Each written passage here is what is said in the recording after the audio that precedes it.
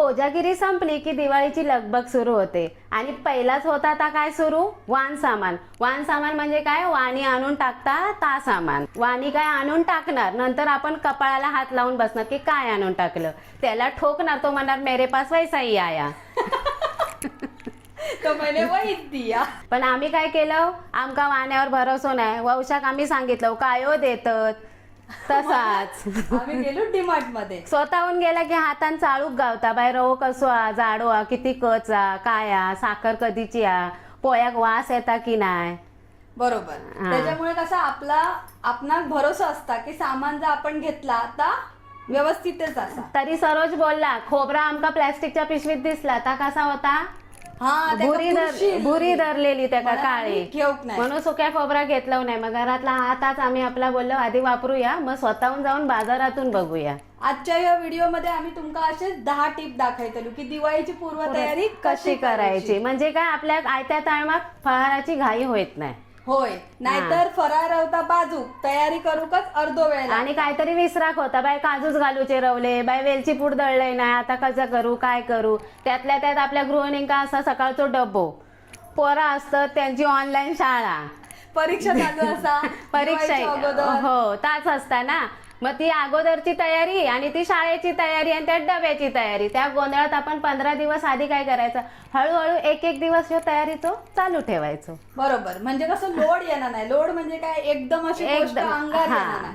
त्याच्यामुळे आज आम्ही तुमका दाखवतो 10 टिप. हे टिप जर तुमका आवडले तर खाली कमेंट करा, पण त्याशिवाय नवीन टिप तुमच्याकडे काय असतील किंवा माझ्या वयाच्या किंवा माझ्या आईच्या आजीच्या वयाचे जे असतील, जर माझा चुकला तरी सांगा आणि नाही चुकला तुमच्याकडे काय असतील ते हो सांगा आमका टिप कमेंट मध्ये. म्हणजे आम्ही पुढच्या व्हिडिओत ते टिप नक्की दाखवतो, पण तुमचं नाव घेऊ ना. हा, कारण ती टिप आमची नाही, ही टिप आम्ही शिकलेली असू वर्षानुवर्ष फराळ करून आणि सासूकडनं किंवा आमच्या आईकडनं. त्या टिप आम्ही तुमच्या बरोबर आज शेअर करतो. तर पहिली टिप काय असा,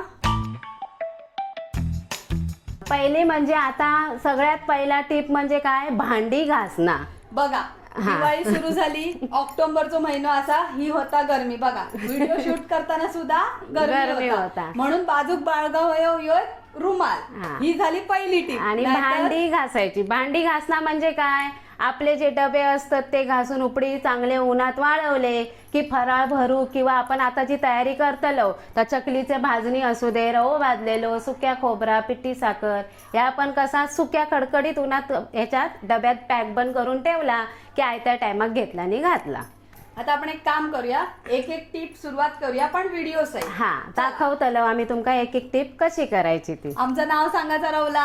हो, ती तुम्ही ओळखताच, पण नवीन कोणीला तर मनात ही आपली बडबड करतात, नावा नाही सांगणार, म्हणून आधी नाव सांगतो. मी स्नेहा आणि परब किचन मध्ये तुमचा स्वागत करतो. मी सांगते जा सामान आणशाल, डाळी असू दे, रवो असू दे, पोहे, तांदूळ सगळा निवडून घ्यायचा. निवडला की काय होता, अर्धा काम पुरे होता आणि मग आपल्याक भाजूक सुरुवात करूक बरी. रव्यामध्ये काय असता, रवो निवडायचो आणि चाळायचो, पण निवडलो ना की चाळूची गरज नाही. अशी बारकी काळी काळी कच असताना ती काढायची, नाही तर दाताखाली. हा, तर ती कच कसली असता माहिती नाही, पण ती कच असता आणि ती आपण शिऱ्यात कधी कचकन येतात दाताखाली, म्हणून ही कच काढायची. काही अळी असतात, किती दिवसाचो रवो देतात देव जाणे, मग ती अळी पण असतात. पण आता ताजो इलेलो ना माल, म्हणून बघ रवो बरो गावलो, जास्त कच नाही. आता खाऊची पण इच्छा मरता. हा ताच. मग आता ह्यो रवो ताजो होतो बघा, आम्ही त्या दिवशी आणलो ना ताच पॅकेट फोडलंय. रवो अशी गोष्ट आणा ती आपल्या घरात असताच, मग ती किती भरून ठेवली तरी काय कमी नाही, पण रव्याक अळी लागता. म्हणून काय करायचा, रव्याक आहे ना कधी पण कडकडीत उन्हात तापून ठेवायचो. तो नाही ऊन पडत, थंडीचे आणि पावसाचे दिवस नाही, जर ऊन पडला तर आपण जरासो भाजून ठेवायचो, म्हणजे सुकोच, त्यात तूप वगैरे काही घालायचं नाही, असं भाजून ठेवायचो. दाखवा तुम्ही आता. हा, आता ह्यो माझं निवडून झालो. मी मगाशी निवडलंय तरी पण आता तुमका दाखवलंय कशी अळी असता आणि कशी कच असता ती बारीक. आता रवो भाजूक ना नॉनस्टिकचं तवो बिवो कढई काय घ्यायची नाही, की त्या रव्याचा स्ट्रक्चर खरखरीत असतात. त्यांना काय होतात, आपल्या पॅनला कढई जे असतात नॉनस्टिक त्याला खरखरीत अशी रेषा येतात. म्हणून आपल्याकडे जर्मनची स्टीलचा भांडा असतात, कढई असतात, टोप असतात, त्याच्यात भाजायचो. आता मी रवो सगळं घालते, आता भाजणीचे प्रकार म्हटल्यावर कशी मोठीच्या मोठी कढई घेतलंय. आता रवा भाजूची टेक्निक तुम्ही शिकान घ्या. मी पण शिकूनच घेत आहे, कारण माका एवढा दिवाळीचा फराळ जमणार नाही. मग बघून बघून बघून बघून तसे युट्यूबचे व्हिडिओ बघून सुद्धा थोडीशी आयडिया येतात, पण जास्त करताना कोणाचा बघला तर अजून जास्त येतात. म्हणून ह्यो फुलासर ह्यो रवो भाजू आहे ना. होय, 8 मिनिटं ह्यो रवो भाजायचो. 8 मिनिटं मंद आचेवर. तुम्ही मोठी गॅस करशाल आणि 8 मिनिटं भाजशाल तर तो लाल होतलो. आपल्याला लाल रवो नको आहे. आणि जर स्टोर करूचो असा तर 2 मिनिटात शेका. तुम्ही जर स्टोर करून ठेवचो असात तर जसा तुम्ही ऊन लावताच तसा. आणि ह्याच्यामुळे काय फायदा होतो माहिती आहे, तुमची जी हा. फराळ करताना जी लाडूक जर तुम्ही रवो भाजूक गेलास ना, असो 8 मिनिटं जर तुम्ही भाजून ठेवलास, मग लाडूक कसा तूप टाकलास आणि 2 मिनिटं भाजलास की लाडू वळूक बसला, साखर मिक्स केलास मग की. मन कसा खुश होता की अरे माझा फराळ पटकन झाला. आणि फराळ करते वेळी कसा पहिले सोपेच फराळ करायचे. जर तुम्ही म्हणशाल रव्याचे पहिले पाकातले लाडू केलास तर तुमचं मूड ऑफ होतलो.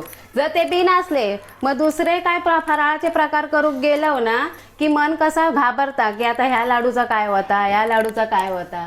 पण बिना तरी घाबरासारखे नाही. त्याला टेक्निक असतं, ती सुद्धा आम्ही तुमका करता करता नक्की सांगतलो. म्हणजे कसं त्या टेक्निकने तुम्ही सुद्धा दरवर्षी नवीन नवीन टेक्निक शिकतला, ती सुद्धा आमका सांगत जाय. पण नवशिके असतात ना त्यांनी आधी सोपेच प्रकार करायचे. मी पण आधीच कधी पण आहे ना थोडाच करायचा.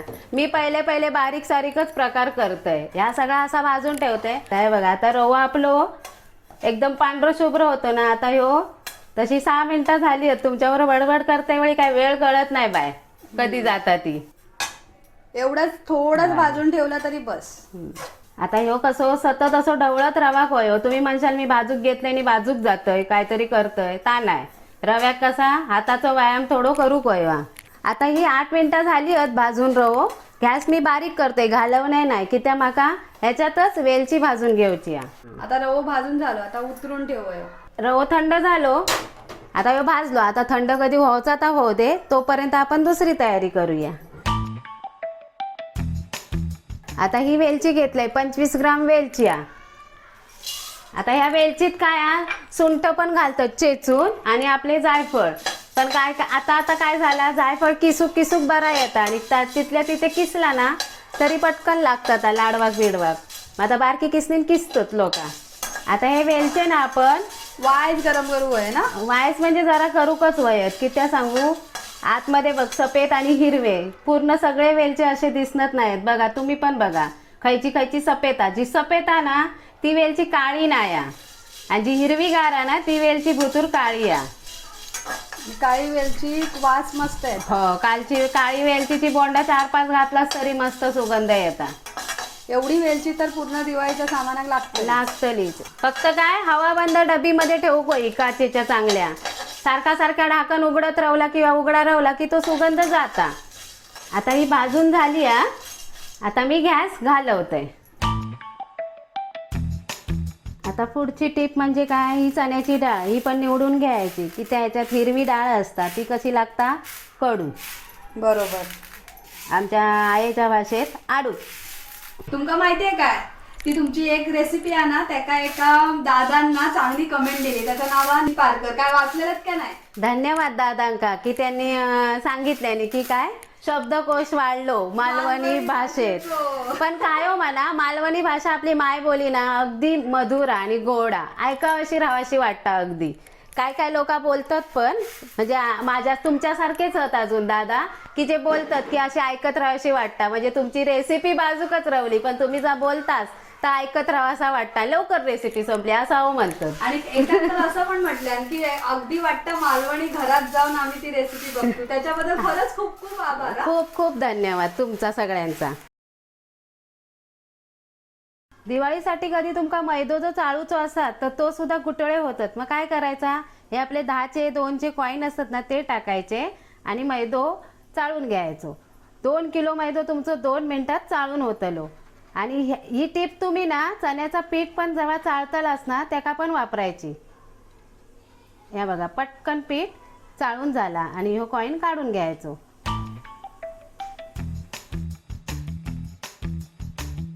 पोहे पण निवडून आपण उन्हात घालायचे. आणि पोहे कसे चिवड्याचे असो की तुमच्या ह्याचे पोहे कुरमुरे वापरत असाल तर असे हातीन हे करायचे. तर सगळे पोहे वतायचे एकदम मोठ्या टोपात आणि असे वर असे चाळायचे. मग काय होता, हातीन असा वरती केलास ना तर खाली ती पावडर बसता आणि जे कुरमुरे पण असेच करायचे. कुरमुरे पण मोने असतात ना ते खाली बसतात आणि आपल्याक चांगले ते वरती गावतात. ही आपली झाली पुढची टीप. आता ह्या बघा अशा हातान केल्याबरोबर ह्या असा बाजूक करून दाखवते तुमका. खाली बघा ही सगळी पावडर रवली आणि हे जे असे मेलेले वगैरे काळे पिवळे पोहे असतात ना, हे बघा ही पावडर रवली.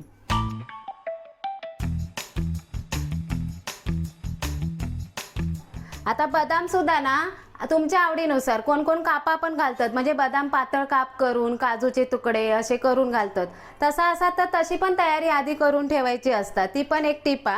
आणि आम्ही काय करतो ता दाखवतोय. आता काप करूचे आहेत ना तर ह्याच्यावर वायच ना पाणी शिंपडायचा, म्हणजे ते नरम होतात अर्धा एक तासात. आणि मग असे हे सुरीयेन असे ह्याचे काप करायचे पातळ. हे बघा असे काप करायचे. काजूचे पण तुमका वय तसे काप करा, पण जास्त करून लाडवाक ना अख्खोच काजू लावतात वय ना गो सरोज?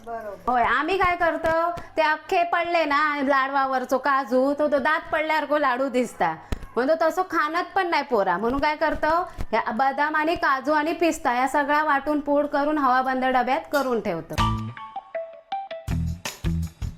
आता सुक्या खोबरा काय आधीच ना व्यवस्थित बघून घ्यायचा, आतमध्ये काळी भुरी असता काय असता स्वच्छ कपड्यान पुसून किंवा नळाखाली धुतलाच तरी चालत.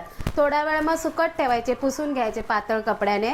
आणि सुकले की कापूक बरा पडता. असे काप होय असतील उभे तर कापूक बरा पडता. आणि किसनीन किसूचा असला तरी सुद्धा तसाच करायचा, पाण्यात थोडा वेळ ठेवायचे, नंतर सुक्या कपड्यान वाळवून घ्यायचे आणि किसायचा. पटकन तुमचा सुक्या खोबरा किसून होता.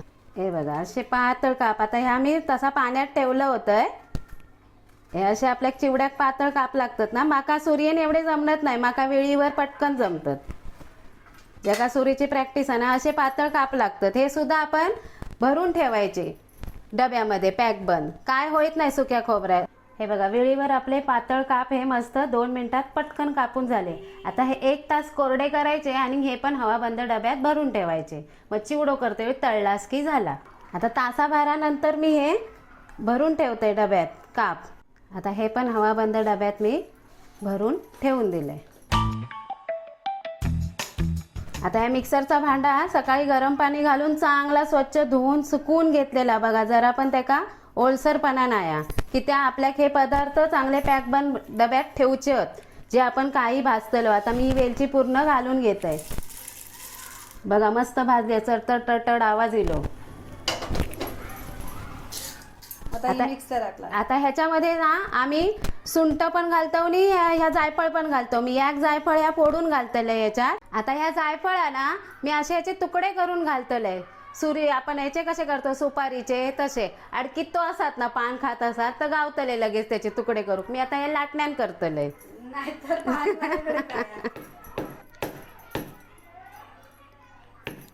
ह्या बघा असा उघडता असे हे सुपारी सारखंच दिसतं आणि चांगला जायफळा. बघा वास पण येलो उघडल्या.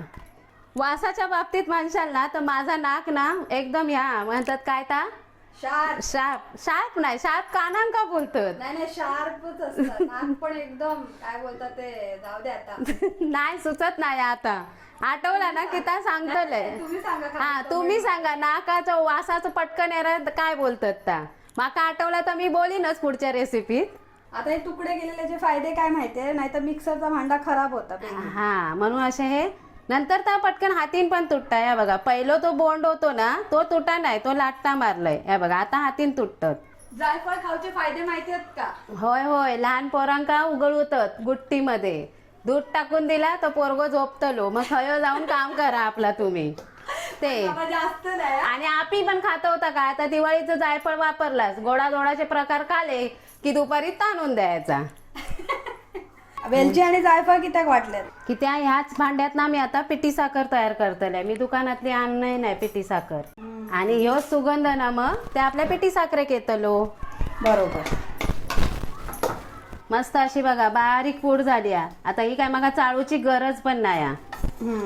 बघा मस्त झाली. आता एक भरून कशी ठेवू? आता ही बघा काचेची अशी हवा टाईप बरणी घ्यायची आणि भुतूर अशी चमच्यान भरून ठेवायची.